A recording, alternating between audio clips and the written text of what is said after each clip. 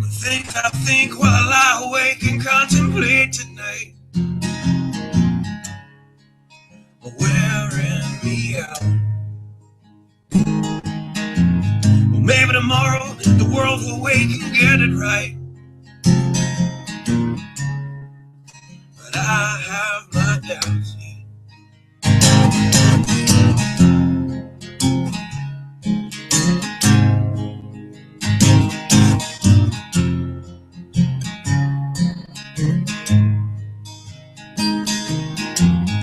During the day, well, I design machines of war that scream through the sky. 'Cause I, for one, I like to go to bed free at night under these stars and stripes.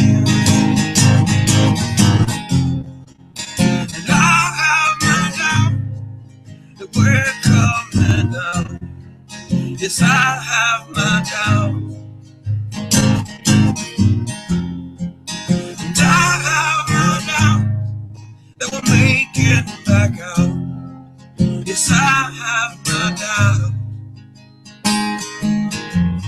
But they'll wind you up and pull the cord until you're spun right out. And I don't understand.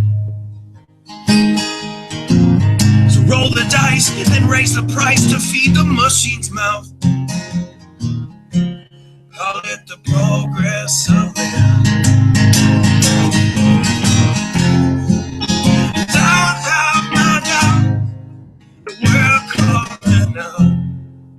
Yes, I have my doubt. And I have my doubt that we'll make it back out. I have my doubts. So I'll take my stuff and raise some hell and shoot my guns to the end of my time. You can have the booze and go to hell and take the guns, but I know they won't be mine.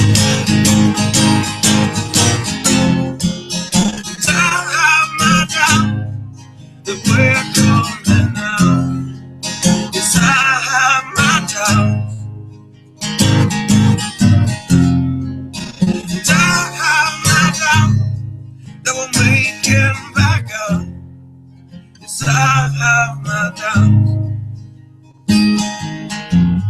So we're all messed up and out of touch. Let's text someone who's in the other room. So don't wonder why we don't say hi or know anyone. I might as well move to the moon. So maybe I'm wrong, but I hope that I'm wrong. So maybe I'm wrong, but I hope that I'm wrong.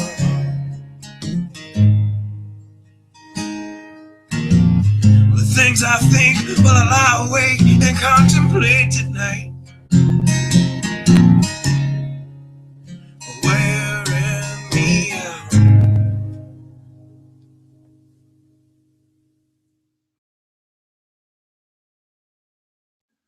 Revelation 21.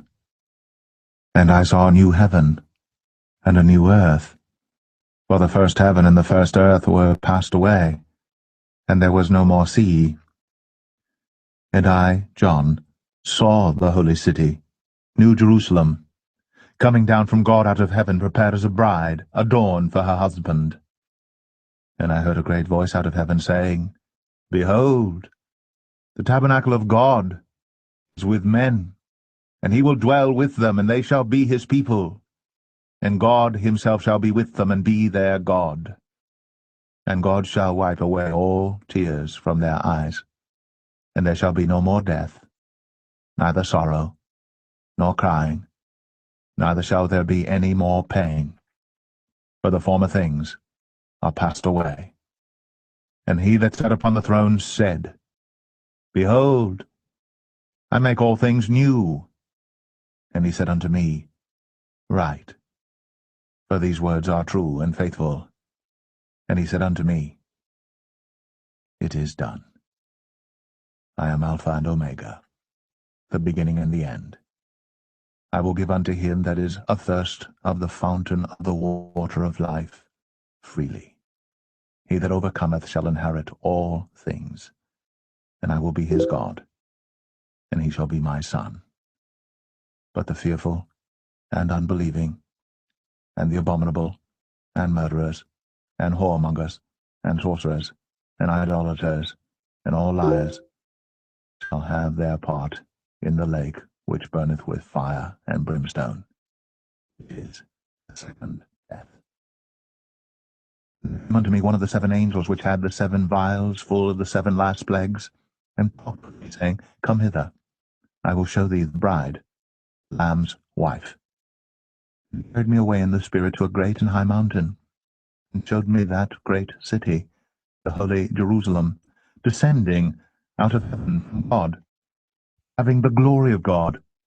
Light was like unto a stone, most precious, even like a jasper stone, clear as crystal, and had a wall great and high, and had 12 gates, and at the gates 12 angels, and names written thereon, which are the names of the 12 tribes of the children of Israel.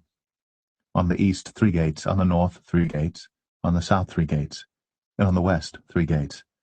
And the wall of the city had 12 foundations, and in them the names of the 12 apostles of the Lamb.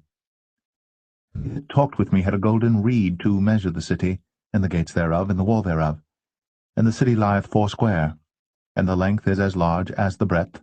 And he measured the city with the reed, 12,000 furlongs.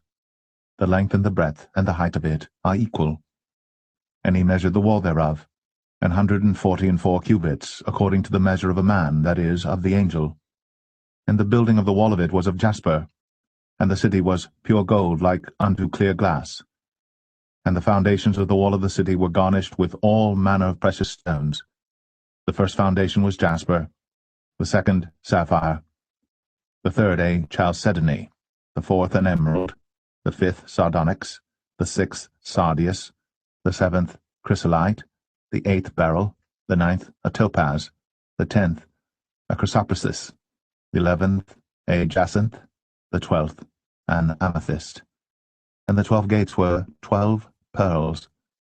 Every several gate was of 1 pearl, and the street of the city was pure gold, as it were transparent glass. And I saw no temple therein, for the Lord God Almighty and the Lamb are the temple of it. And the city had no need of the sun, neither the moon to shine in it, for the glory of God did lighten it, and the Lamb is the light thereof.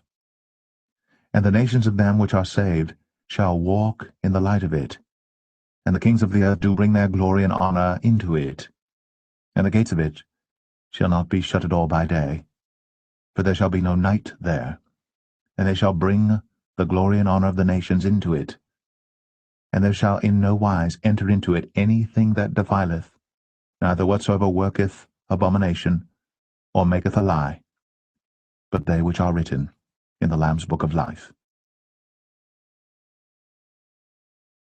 That sounds so peaceful, so wonderful, doesn't it? Give me a moment here to turn up my mic.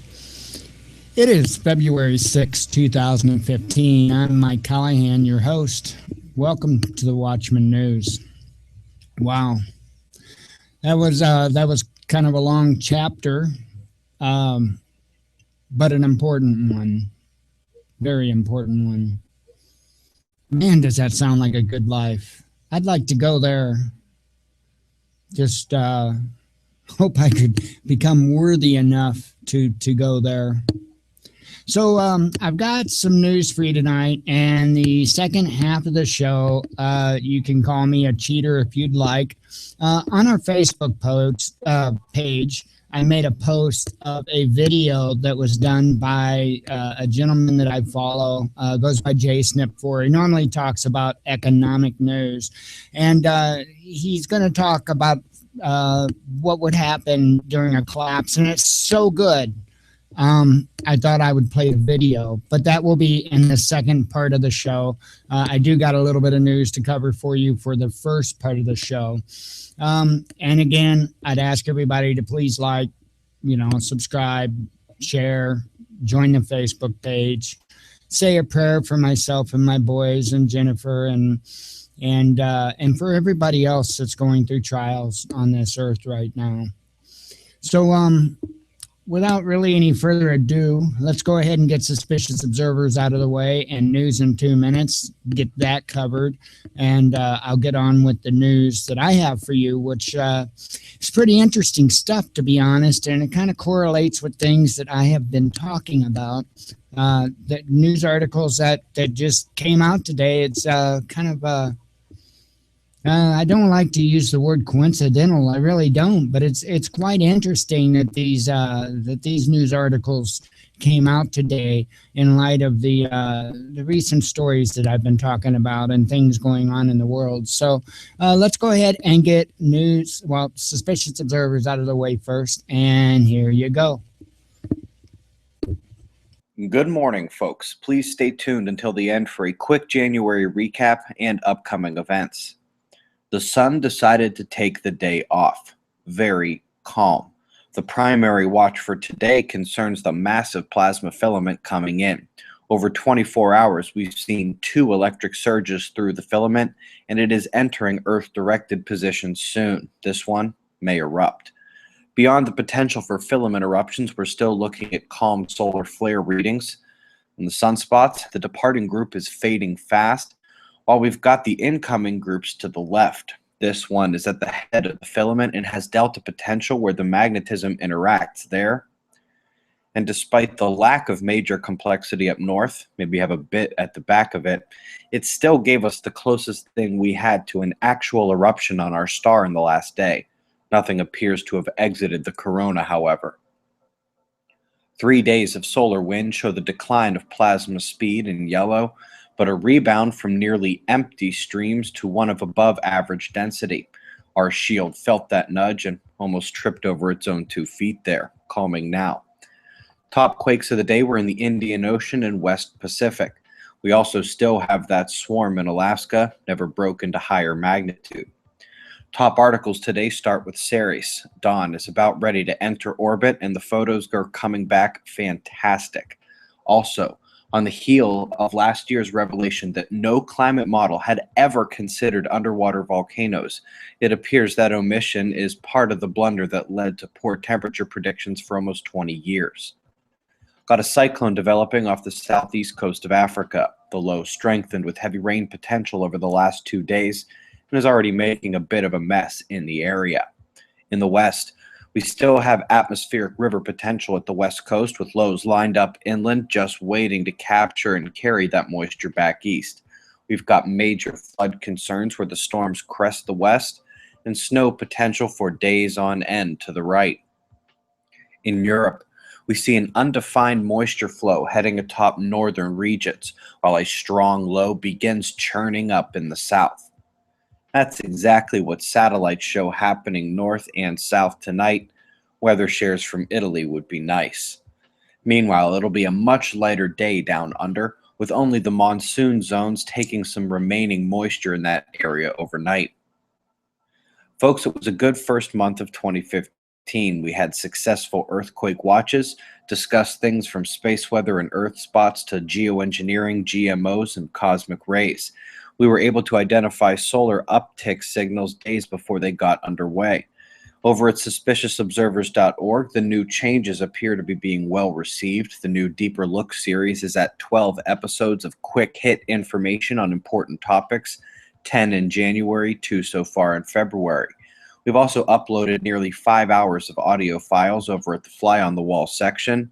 The shorter February will allow for only 4 episodes this month. 5 was a bit of a bonus. And Billy added more videos to his Electric Lab experiment playlist. Those always blow my mind. Membership is a whopping $3 per month or $20 for an entire year. Literally hundreds of hours of audio and video content available. Lastly, folks, the Conscious Life Expo starts today. Right below this video, I've got the links to the in-person tickets for anyone in the Los Angeles area, but also there is a link to the live stream events in case you can't be there. I've got a lecture, 2 workshops, and 3 panels over the next 4 days, and a lot of that is available right from your computer or iPad. If you do choose the live stream, the only catch is you will need a username and password so the site knows to give you access to the content you actually wanted. Tonight's lecture is The Sun Triggers Disaster. We've got your current conditions followed by shots of our start to close at 6:15 a.m. in the east, 3:15 a.m. out in LA. Eyes open, no fear. Be safe, everyone. All right, let's go ahead and roll right into news in 2 minutes. Trying to get everything in tonight, it's going to be a task to do. The links for both of these videos down in the About tab as usual. Hello, everyone, and welcome back to a new episode of the News in 2 Minutes with the news that you need to know. Let's begin. Protests are ongoing in Haiti, where police are reported to be firing tear gas and rubber bullets at hundreds of demonstrators, threatening to grind the region to a halt if officials do not lower the price of gas in clashes that have left at least 6 seriously wounded and dozens more injured. Local officials are warning regional businesses to close for the weekend following reports that protesters aim to swell their numbers on Saturday, with some reports indicating that wider economic protests may continue in the region. In other news of unrest, citizens in Myanmar are rejecting a government mandate that made the formation of anti-coup protests illegal under a new education law, with government officials claiming that outside sources are seeking to destabilize the country. We're continuing to follow new reports of patients that have survived the Ebola virus throughout the world who are experiencing a novel post-virus series of symptoms, including blindness, painful rashes, and phantom pains being described as happening throughout their organs. Research into whether any of the survivors that are experiencing what is increasingly being referred to as PES or post-Ebola syndrome have been recipients of any first-line vaccines or novel treatments is still unknown, with the official disclosure of recipients a closely guarded secret while any expected side effects are being monitored. What doctors do know is that the immune system of those that survive the disease, which currently stands at less than 1 out of every 2 affected by the symptoms of the virus, is dramatically enhanced in what is being seen as an increased autoimmune response that goes on to target otherwise healthy cells of the victims, a condition that is leaving physicians to worry that survivors will succumb to post-Ebola autoimmune disorders, effectively increasing the disease's fatality rate beyond its current percentage. Scientists are claiming that rising temperatures, waning global resources, and a host of diseases are behind a recent push for the advancement of genetically modified food crops around the world, a potentially deadly bioengineering process that is leading researchers to warn that replication and gene misplacement could lead to a global food shortage if officials continue to adhere to the wishes of lobbying companies around the globe. We have a full write-up covering the true dangers that are behind genetically modified foods and the dangerous chemicals that they're built for in this week's newsletter, with more information on the website and after the news. Following our early reports of a global marine life die-off throughout the world, as well as an increase in the January figures for dead seabirds starving throughout the western U.S., researchers are warning that signs are continuing to point to the fact that a 6th great extinction of animal and plant life may be underway throughout the world at this time. And to wrap things up, a satellite that will measure infrared radiation on Earth is set to launch throughout the weekend. The Middle Eastern respiratory syndrome is continuing to move throughout Saudi Arabia, causing some officials to warn that given enough time, a mutation in the virus is likely. International espionage is being blamed for a data breach. A 5.3 in the Indian Ocean, followed by a 4.9 in Japan, completes today's Quake Watch. And that wraps up this. All right, that was News in 2 Minutes. Subscribe to them if you haven't. I'm going to try and blow through this as quick as possible because that video is a little lengthy that I have for you. Excuse me, in a moment. So anyway, we've if you followed this and if you've been following the news and stuff like that, you've obviously seen robots and different robot technology coming from DARPA, among other sources, and it looks like robots got quite a bit of an upgrade in a very short amount of time. But this is where it starts to get scary. Living forever as robot. Prototype let humans upload their mind into mechanized heads. Yeah, that's a little bothersome for me. An artificial intelligence pioneer is embracing the controversial idea of uploading the memories, thoughts, and feelings of a living person into a computer to create a mind clone or second self. The prototype for this new self is called Bina 48. Entrepreneur Martine Rothblatt has created a new robotic head that she hopes one day in the future humans will be able to upload their minds into. Bina 48 is named after Rothblatt's real-life wife, Bina Aspen, and serves as proof of concept for the futuristic idea. The robot version is designed to carry on a conversation with scientists, hoping that these mind clones could give human owners a sort of artificial afterlife. So that's a little bit, the articles there. Again, I'm gonna try to get through these. That is very concerning. That is very concerning, especially for those that are following the topic of transhumanism. This is a leap, a large leap in that direction, and it's pretty unsettling to me anyway. Wow. So, and as far as robots, as their abilities and stuff like that, this is quite an advance from what we've seen. If you paid attention to DARPA, we've seen the leopard or cougar type robot that runs really, really fast. We saw the one that looks kind of like a mule or something like that carries a bunch of heavy stuff. Will follow troops pretty much through any type of environment and can carry lots and lots of weight. And we've seen these, and they look a little rough, and they look a little just not that advanced really for what you would expect. And this robot here doesn't look really advanced, but I do believe its abilities sound pretty advanced. The new U.S. naval robot, about the weight and height of an adult male, may soon replace firefighters at sea. The human-like Saphir has the ability to both detect dangerous environments and put out blazes. The Navy officially unveiled the latest version of its shipboard autonomous, keep that in mind, autonomous firefighting robot, or Saphir, this week. Wow. And says that the space age creation could become a critical tool when it comes to battling blazes on water which are not easily accessible to humans. We set out to build and demonstrate a humanoid capable of mobility aboard a ship, manipulating doors and fire hoses, and equipped with sensors to see and navigate through smoke. Dr. Thomas McKenna, the human robot interaction and cognitive neuroscience manager, you catch that? Neuroscience? Cognitive neuroscience for the Office of Naval Research, said in a statement, the long-term goal is to keep sailors from the danger of direct exposure to fire. So if you read between the lines with stuff like this, they already said that it was autonomous and whatnot, but if you kind of read between the lines of it, you can really start to tell the ability that they're able to give the computers or the minds of these robots. It's pretty advanced, and that's a little bothersome too, especially when you think about that kind of ability mixed with the last story about being able to put memories or whatnot into a robot.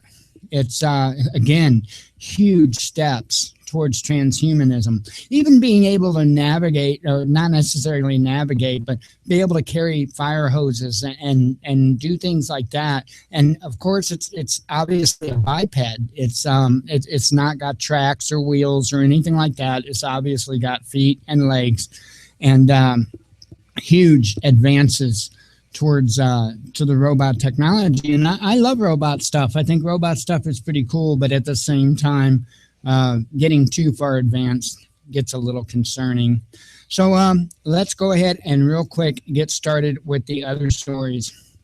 We had been talking, or I had been talking lately, about different weapons technology and kind of my fears with that weapons technology, and that, we're all talking about nuclear warheads and, missile systems and all that. And I've been saying we're way beyond that. We're way advanced past that.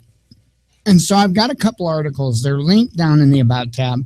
And I'm just going to quick play the minute and a half videos that are on these articles and let you see some of what we've got going on. And this is this is information that we can have access to. So you can imagine if we're getting access to it, there's much, much more advanced stuff that we're not getting access to. So pretty concerning stuff. This here is a railgun. If you don't know what a railgun is, it files projectiles. This up to Mach 7. That's 7 times the speed of sound, right? And it uses electromagnets and magnetism to be able to literally launch a metal piece or an iron piece, something with iron in it, of course. So anyway, let's just quick play this video and see what it does. Once an imaginary weapon on Star Wars, the electromagnetic gun is now reality, with the Railgun making its public debut at the U.S. Navy's Science and Technology Expo on Wednesday. The Railgun uses electromagnetic energy to launch a projectile between two conductive rails. Roger Ellis is the program officer.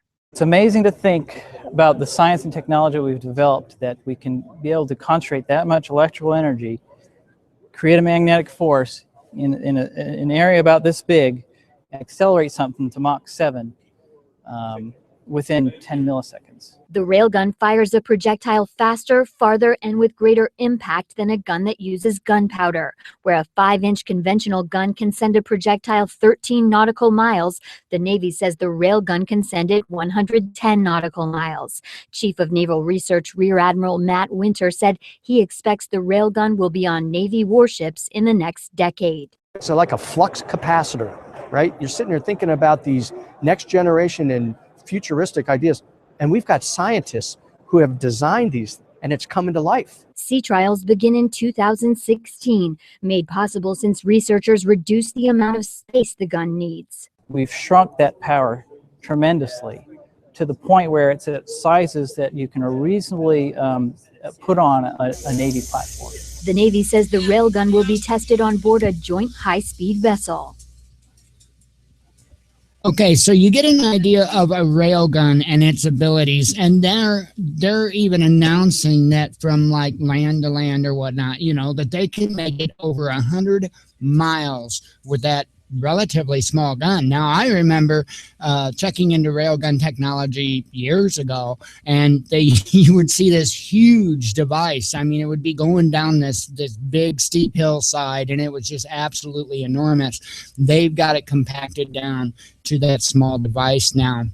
And I want to remind you, if they can do those speeds, right, and get over 100 miles from, and again, I'm saying land to land, sea to land, sea to sea, whatever, but here in the Earth's gravitational pull, if they have that ability, my question is, what could they do from space, right? It's something to think about. It's food for thought.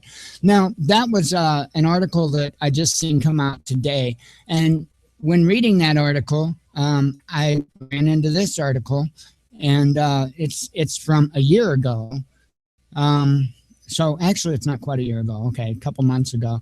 And it seems like I remember covering this story. But anyway, I'm going to play the little video, just over a minute or so, that's associated with it. And you'll get to see a little bit about the laser weapon system that they're admitting to. This is stuff that they're, you know, that this is declassified, that we're allowed to know about. So again, you know, use your head. They're way further advanced than this.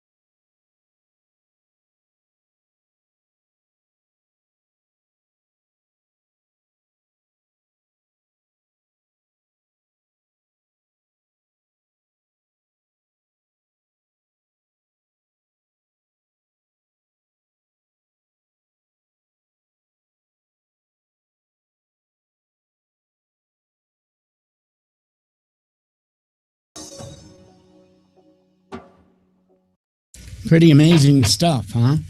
Oh, got a new video coming up. But pretty amazing stuff that is going on in that industry. And like I say, that's what we are allowed to know about. Just dig. That's what I was asking people to do yesterday at the end of the show. And I ended the show a little early.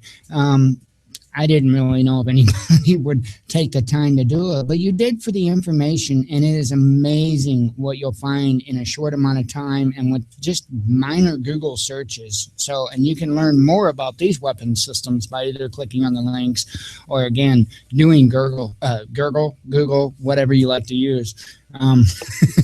Anyway, wow, we're going to wind running a little over on the show with this video that I've got for you, but let me go ahead and get it started. If you have not seen this, I urge you to stick around and watch it. It is, it's a first-hand account as to what happens in the event of a financial collapse or war. In this case, I think it was a combination of both, which the video comes in handy because I kind of have a feeling we're headed to both here in the country. So, wow, I watched it today, and it absolutely just it stunned me at the accuracy and the information that was being provided, and I think it's really important. So I'm going to quit blabbering and just play it. It's really good stuff. So without further ado, this is JSNIP4 with the Realist News. Enjoy.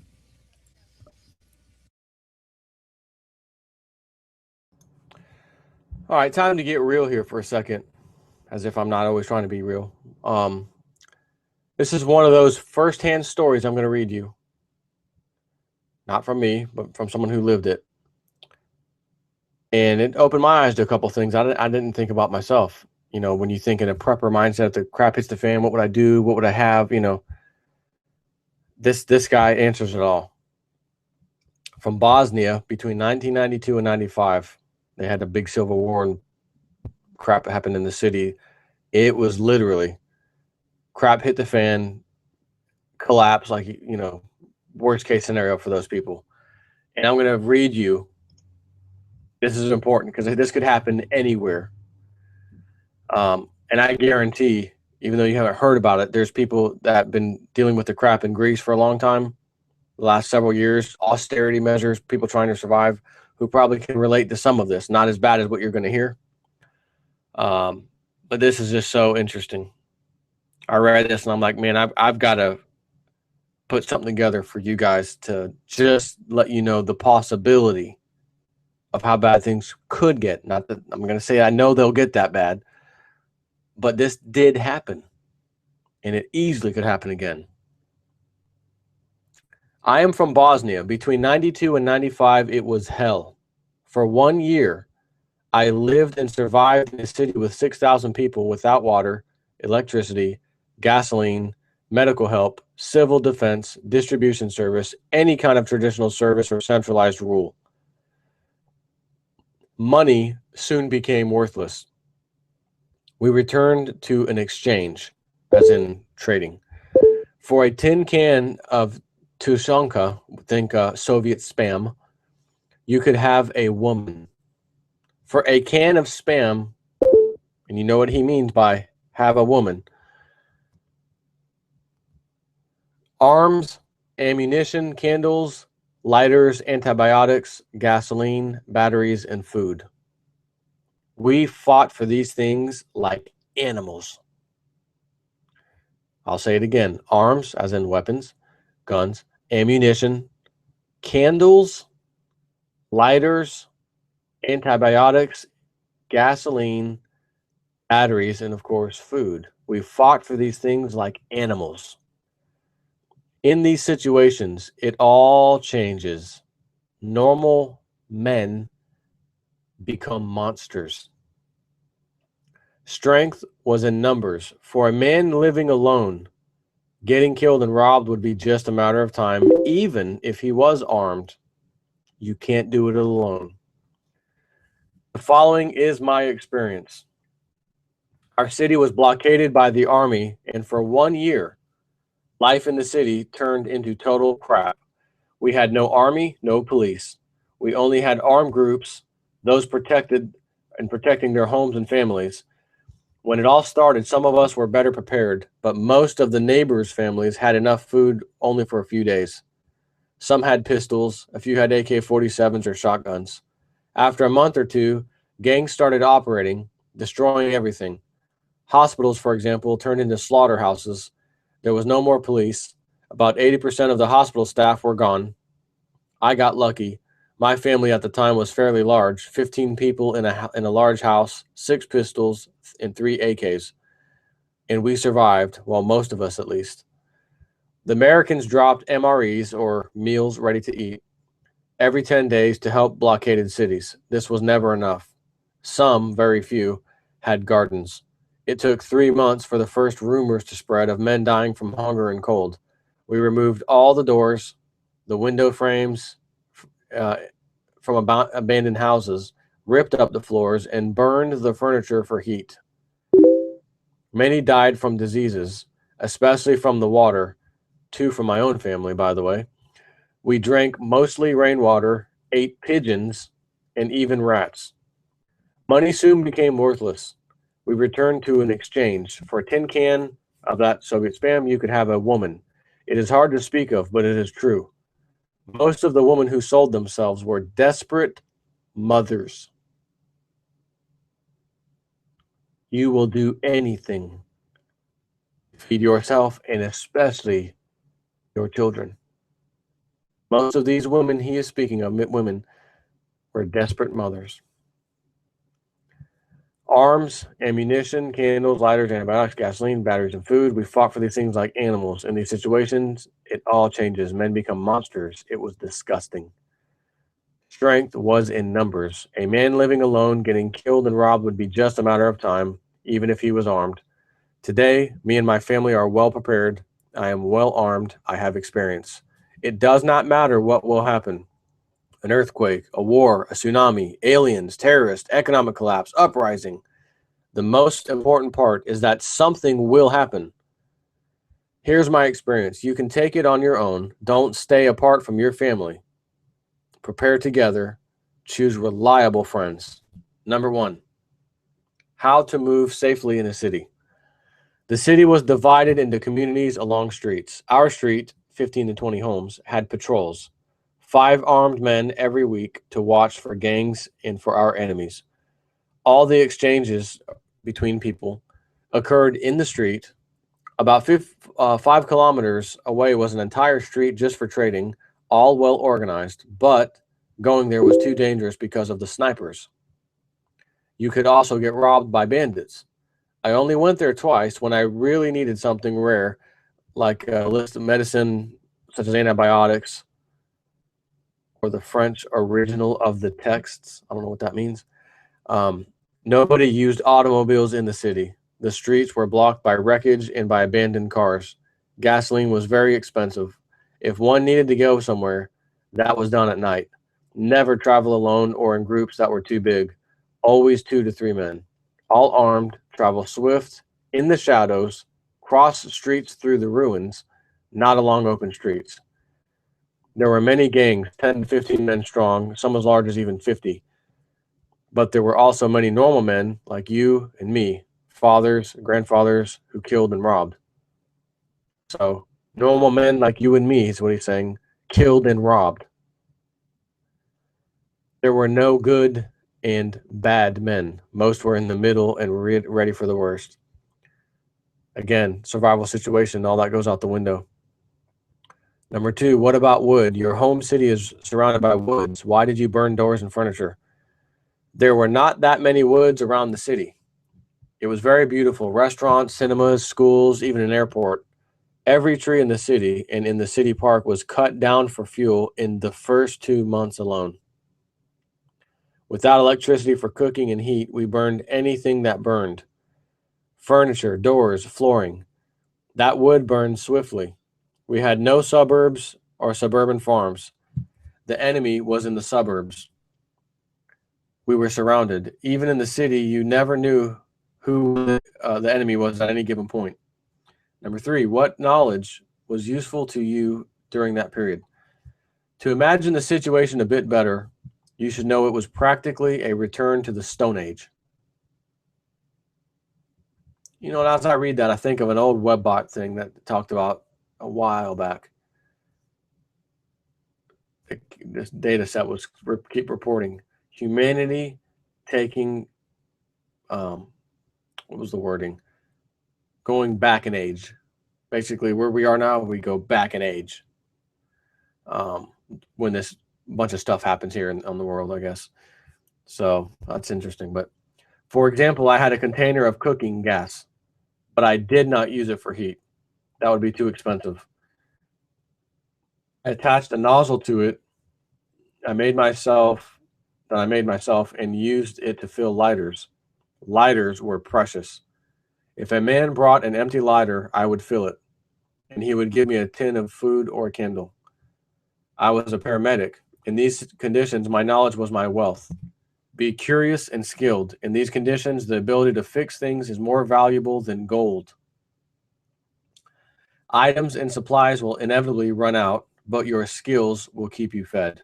I wish to say this: learn to fix things, shoes or people, i.e. medical. My neighbor, for example, knew how to make kerosene for lamps. He never went hungry. Number 4, if you had 3 months to prepare now, what would you do? 3 months? Run away from the country? Joking. Today I know everything can collapse really fast. I have a stockpile of food, hygiene items, batteries, enough to last me for 6 months. I live in a very secure flat and own a home with a shelter in a village 5 kilometers away. Another 6 months supply there also. That's a small village. Most people there are well prepared. The war had taught them. I have 4 weapons and 2,000 rounds for each. I have a garden and have learned gardening. Also, I have a good instinct. You know, when everyone around you keeps telling you, it'll be fine. But I know it will all collapse. Boy, does that ring a bell for me. I have strength to do what I need to protect my family. Because when it all collapses, you must be ready to do bad things to keep your children alive and protect your family. Surviving on your own is practically impossible. That is what I think. Even if you're armed and ready, if you're alone, you'll die. I have seen that happen many times. Families and groups well prepared with skills and knowledge in various fields, that is much better. Number 5, what should you stockpile? That depends if you plan to live by theft. Hold on. That depends. If you plan to live by theft, all you need is a weapon or weapons and ammo. Lots of ammo. If not, more food, more hygiene items, batteries, accumulators, little trading items like knives, lighters, flints, soap. Also, alcohol of a type that keeps well. The cheapest whiskey is a good trading item. Many people died from insufficient hygiene. You'll need simple items in great amounts. For example, garbage bags, lots of them, and toilet papers. Non-reusable dishes and cups, you'll need lots of them. I know that because we didn't have any at all. As for me, a supply of hygiene items is perhaps more important than food. You can shoot a pigeon. You can find a plant to eat. You can't find or shoot any disinfectant. Disinfectant, detergents, bleach, soaps, gloves, masks. First aid skills, washing wounds and burns. Perhaps you will find a doctor and will not be able to pay him. Learn to use antibiotics. It's good to have a stockpile of them. You should choose the simplest weapons. I carry a Glock 45. I like it, but it's a rare gun here. So I have 2 TT pistols too. Everyone has them and ammo is common. I don't like Kalashnikovs, but again, same story. Everyone has them, so do I. You must own small, unnoticeable items. For example, a generator is good, but 1,000 Bic lighters are better. And this is the interesting part. And it makes sense. A generator will attract attention if there's any trouble. But 1,000 lighters are compact, cheap, and can always be traded as well as hidden. Not going to attract any attention.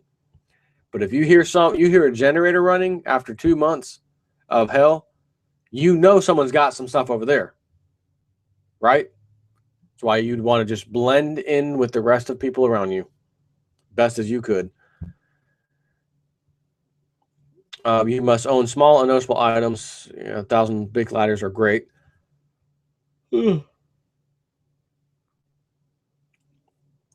can always be traded. We usually collected rainwater into 4 large barrels and then boiled it. There was a small river, but the water in it became very dirty very fast.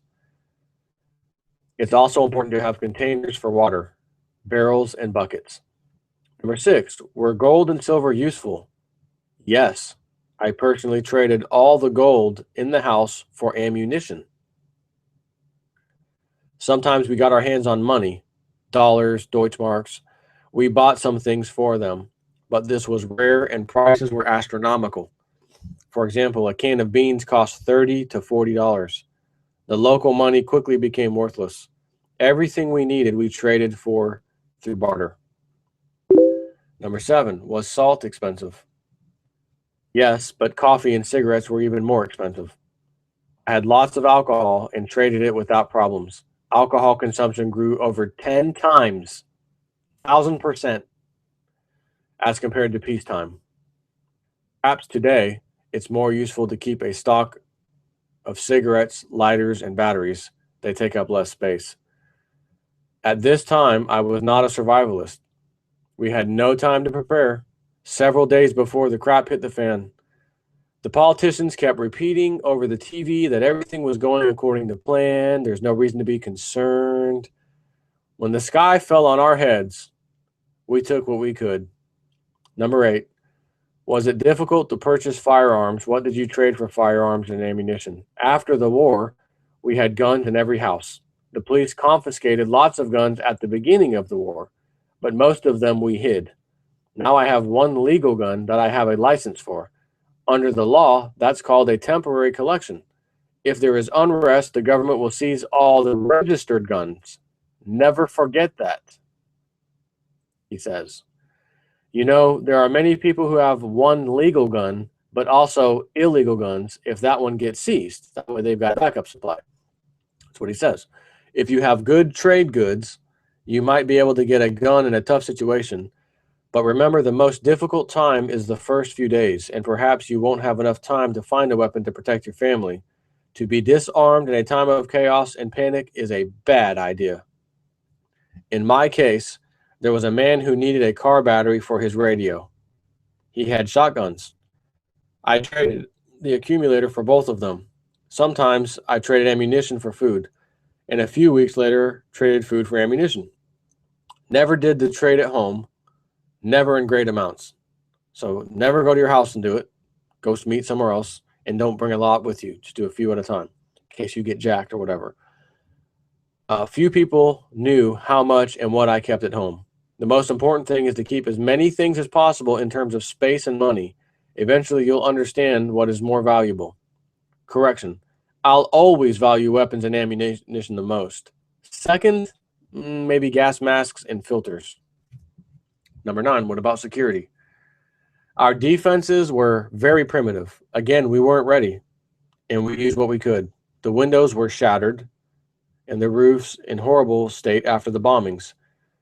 The windows were blocked, some with sandbags, others with rocks. I blocked the fence gate with wreckage and garbage and used a ladder to get across the wall. When I came home, I asked someone inside to pass over the ladder. We had a fellow on our street that completely barricaded himself in his house. He broke a hole in the wall, creating a passage for himself into the ruins of the neighbor's house, a sort of secret entrance. Maybe this would seem strange, but the most protected houses were looted and destroyed first. You know that TV show we like to watch here in America, Preppers? And you see all these people out there showing their stuff, and here's what I've got, and everyone comes messing with my house, you know. They're going to be the first ones to get hit, and they ain't going to have an answer. That's what he's just saying right here. Wow. Most protected houses were looted and destroyed first. In my area of the city, there were beautiful houses with walls, dogs, alarms, and barred windows. People attacked them first. Some held out, others didn't. It all depended on how many hands, people, and guns they had inside to defend themselves. I think defense is very important, but it must be carried out unobtrusively. If you are in a city and the crap hits the fan, you need a simple, non-flashy place with lots of gun and ammo, so you can fit in with the rest of the garbage. How much ammo? As much as possible, he says. Make your house as unattractive as you can. Right now, I own a steel door, but that's just against the first wave of chaos. After that passes, I will leave the city to rejoin a larger group of people, my friends and family. He's probably talking about the little flat he had out 5 kilometers away. There were some situations during the war. There's no need for details, but we always had superior firepower and a brick wall on our side. We also constantly kept someone watching the streets. Quality organization is paramount in case of gang attacks. Shooting was constantly heard in the city. Our perimeter was defended primitively. All the exits were barricaded and had little firing slits. Inside, we had at least 5 family members ready for battle at any time and 1 man in the street hidden in a shelter. We stayed home through the day to avoid sniper fire. At first, the weak perish. Then the rest fight. During the day, the streets were practically empty due to sniper fire. Defenses were oriented toward short-range combat alone. Many died if they went out to gather information, for example. It's important to remember we had no information, no radio, no TV, only rumors and nothing else. There was no organized army. Every man fought. We had no choice. Everybody was armed, ready to defend themselves. You should not wear quality items in the city. Someone will murder you and take them. Don't even carry a pretty long arm or long sleeve shirt. I don't know what he's talking about. It will attract attention. Let me tell you something. If crap hits the fan were to start tomorrow, I'll be humble. I'll look like everyone else, desperate, fearful. Maybe I'll even shout and cry a little bit to just try to fit in. Pretty clothing is excluded altogether. I will not go out in my new tactical outfit to shout, I have come, you're doomed, hey bad guys. No, I will stay inside well armed, or he said I'll stay aside well armed, well prepared, waiting and evaluating my possibilities with my best friend or my brother. Super defenses, super guns are meaningless. If people think they should steal your things, that you're profitable, they will. It's only a question of time and the amount of guns in hands. Number 10, how was the situation with toilets? We used shovels and a patch of earth near the house. Does it seem dirty? It was. We washed with rainwater or in the river, but most of the time the latter, the river, was too dangerous.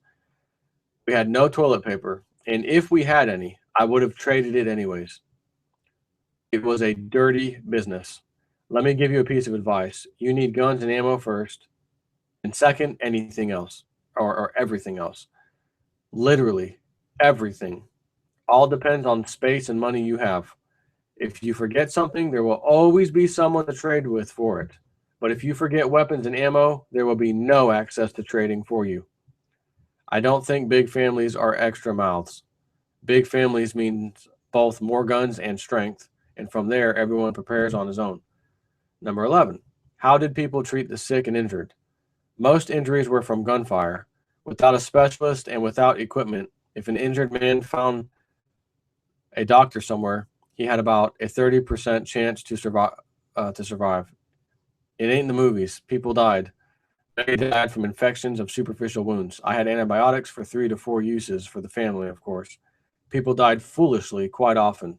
Simple diarrhea will kill you in a few days without medicine, with limited amounts of water. There are many skin diseases and food poisonings. Nothing to it. Many use local plants and pure alcohol, enough for the short term, but useless in the long term. Hygiene is very important, as well as having as much medicine as possible, especially antibiotics. And that was the end of that question and answer session. This is something that happened. Yeah, it was 92 through 95, whatever. But it shows you, like a hurricane, tsunami, right? Like he said, anything can happen. And I think about that. I say, something happened right now, what would I do? Got my food storage, right? Got weapons, ammunition, all at my house. I've got solar panels and stuff. They're not actually up. They're in my garage. But you know, I've got some basic thing, you know, my food storage and stuff, but you know, I don't have 1,000 Bic lighters. I don't have a bunch of alcohol for trading. And if your alcohol consumption goes up tenfold, that's massive. And it's not surprising either, because where do people go when they feel destroyed? They pick up the bottle, they pick up drugs, it makes them feel better. Gets you out of reality. So for those people, it'd be nice to have something to trade with them. Packages of cigarettes, whiskey, as I said, cheap whiskey. You don't even have to have the good stuff, because any whiskey, something to get somebody drunk, is good enough, as what the point he was making. So it's just something, you know, this isn't guessing as wonder what would it be like. This is what happened to this person. In this story, there's another guy I read a while back from Argentina who lived through the 2000-2001 collapse. It wasn't pretty. Fair Foul Blogspot. FERFAL.blogspot.com. He, I found his blog a long time ago when he first started posting about living through the collapse in Argentina.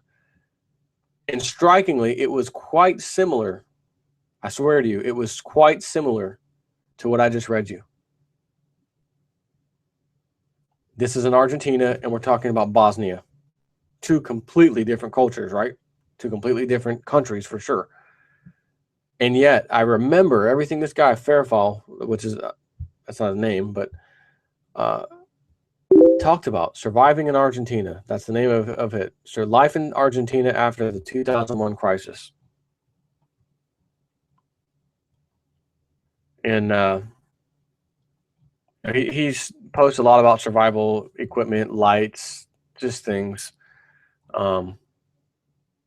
Seems like he's turned into mostly a prepper thing. He's got advertising on the sides of his blog now. I see Amazon, you know, so he's probably making a couple bucks off of some survival Leatherman flashlights.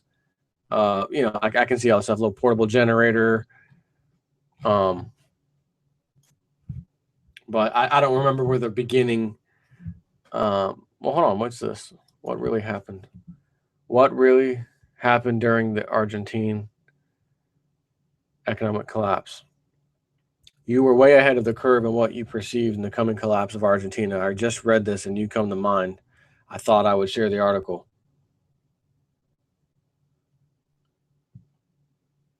I've been receiving lots of email about that article. Remember that scene from the movie Braveheart where Mel Gibson says he's William Wallace and one of the guys says that he can't be because William Wallace is 7 feet tall and his arms as big as wide as tree trunks or something like that?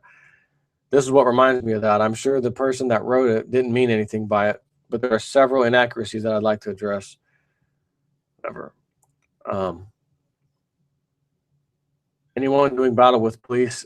Okay, first about people doing battle with the police. Anyone doing battle with the police at any time before or after the fall of President Fernando de la Rua's government was either rioting or looting.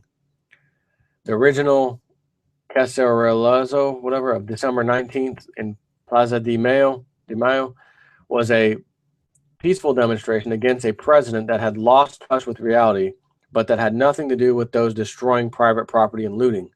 It is true that some innocent people died caught between the looters and the police, and that a cop got trigger happy, yet it's hard to believe that everyone that got shot right in the middle of a mass looting in a supermarket just happened to be there looking for his son, his uncle, or the neighbor's dog.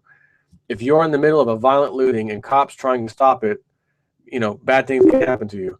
Normally by this, I mean law-abiding citizens didn't do battle with the police, but they may have been hit in a crossfire. The country was falling apart, and the last thing we needed was another roadblock, another imperialist McDonald's being trashed, or another looted supermarket. While bank accounts were frozen, you could still use credit and debit cards. The problem was that many stores, especially smaller ones, didn't accept them anymore in Argentina. For some time, it was only big chain stores accepting them in the country. Still, if you were abroad, say in the United States, you could use your credit card without a problem. I know this well because we went to Aspen, Colorado for a week on January 2002, a couple months before I got married. My folks had invited us there, and there was no point in canceling the holidays. The Corralito was an attempt to stop the flight of capital from the banking system, money leaving banks and going either abroad or under people's mattresses. In fact, as an incentive for people to do this, they would give you back 5% from taxes if you paid with debit cards. I remember this well too because I would deposit the money I would use for making the monthly grocery purchases just the day before I go into the store, so as to take advantage of the discount yet not leave money sitting there given the obvious instability. That plus another 15% discount you got from the store when paying with debit or credit card, which the big chains were still accepting, made for a much appreciated 20% discount. While it is true that electricity went off often, it's not true that stores run low on food. Sometimes there wasn't a quick resupply of certain products. Sometimes rationing was imposed so as to avoid hoarding, and you could simply maybe take 1 pack of sugar per day or 3 liters of milk per day per family group. And even this you could avoid by going to another store and buying there too.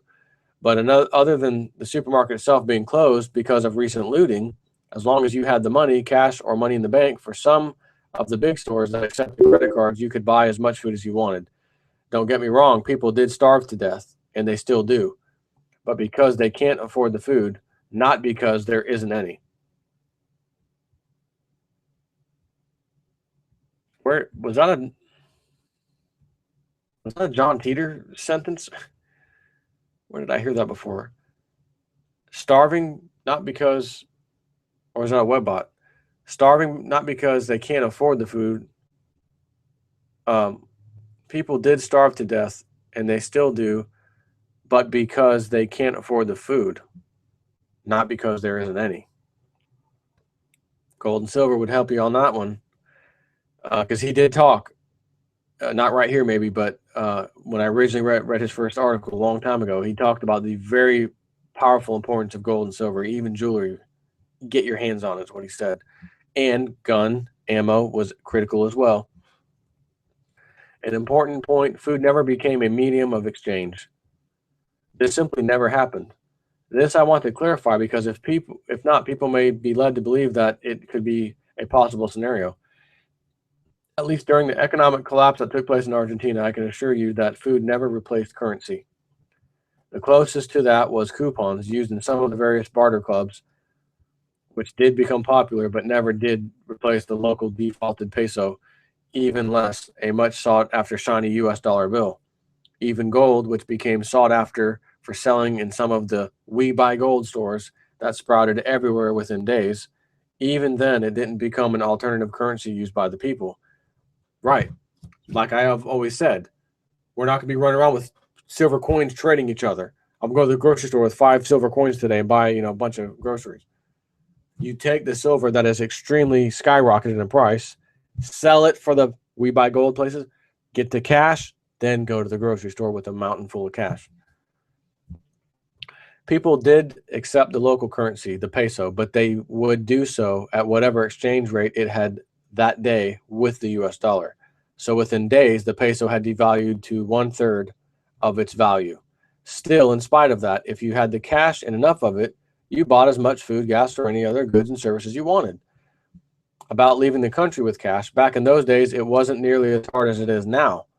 At least hard when doing it legally, especially if the cash you had could be fitted in your pants. It was really not a problem at all to just keep it there, walk through customs and security, and board a plane that would take you abroad. The crazy restrictions and the crazy restrictions and extra control regarding ordinary people traveling, maybe with a bit too much cash, started after the re-election of Christina Kirchner in 2011, not in 2001. And as you know, Argentina is collapsing now, and she's fingers pointed at her.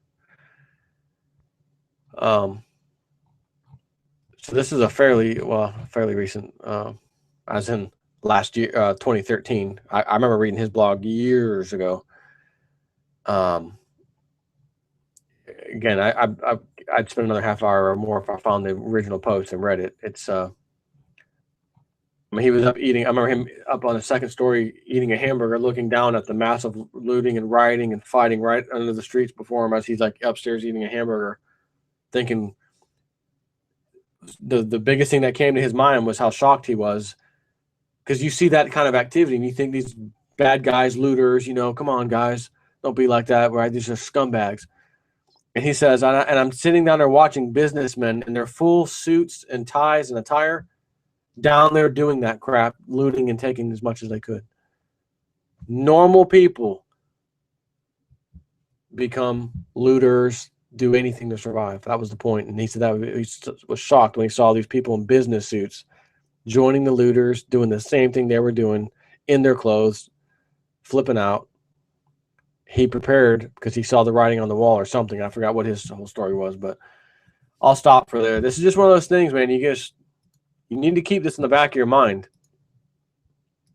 and understand that things like this happen. Take care.